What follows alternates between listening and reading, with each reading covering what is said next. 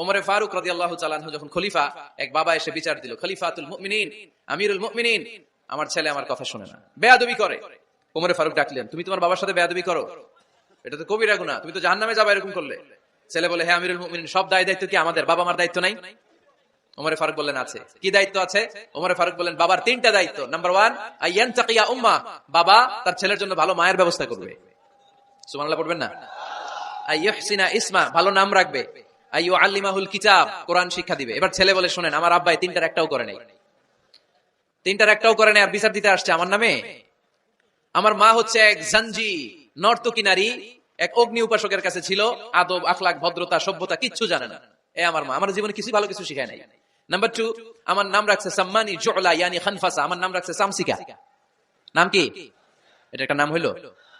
ওয়ালাম ইউআল্লিমনি হারফাম মিন কিতাবিল্লাহ, আল্লাহর কিতাবের একটা অক্ষর আমারে শিখায় নাই। ওমর ফারুক এবার রেগে গেলেন, বাবার ঘাড়ে ধরলেন, তুই বেটা বিচার দিতে আসছিস ছেলেরে নিয়ে, এখন তোর বিচার হবে আগে।